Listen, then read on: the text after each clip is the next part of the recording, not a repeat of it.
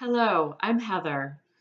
While I'm working from home, a painting from the CMA's collection is particularly in my thoughts. It's Claude Monet's 14-foot-long Water Lilies, Agapanthus, painted between 1915 and 1926. Monet produced this painting in Giverny, about 50 miles west of Paris, against the backdrop of World War I. The tranquility of Water Lilies suggests none of the turmoil that surrounded him in Normandy, but Monet was keenly aware of the war. His son and stepson fought in the French army. Troop trains regularly passed along the railway that cut through his garden. From his studio, he could probably hear guns at the front.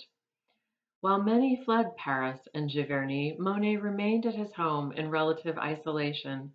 His paintings of his water garden can be seen as his attempt to focus on the restorative power of nature and art in the face of destruction. Water Lilies Agapanthus is the left panel of a triptych or painting with three panels. How did Monet come to paint this ethereal-looking canvas? In 1883, Monet rented a house in the village of Giverny. Over the next 40 years, he created a private garden that provided inspiration for his paintings. In 1893, Monet began creating a water garden. He diverted water from a nearby river, creating a pond that inspired many paintings, including the CMA's Water Lilies. Monet's aim in paintings like the CMA's canvas was to create an enveloping atmosphere of water, light, and air. It's been said that Monet thought of his pond as a kind of palette and that he treated the lily blossoms as color accents. From photographs made in 1917 and from X-rays, we know that Cleveland's water lily painting used to have a flower called an agapanthus at the lower left corner. The flower is characterized by funnel-shaped blossoms in white, lilac, and blue on long leafless stems. In his late years, Monet made significant changes to the triptych and painted over the agapanthus. Slashing brushstrokes changed distinct forms into abstractions.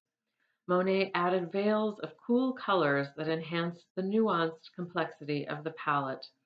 By eliminating the agapanthus, which would have grown on the bank of the pond, Monet departed from his more naturalistic view in favor of producing a vision that is without boundaries.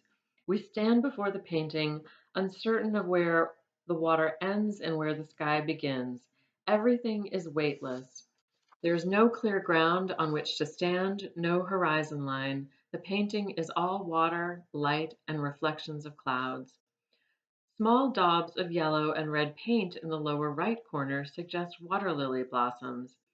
They are the only accents of warmth in the otherwise cool palette.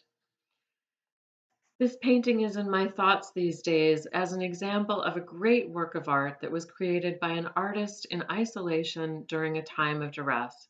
Today, it continues to offer beauty, comfort, and solace nearly 100 years later.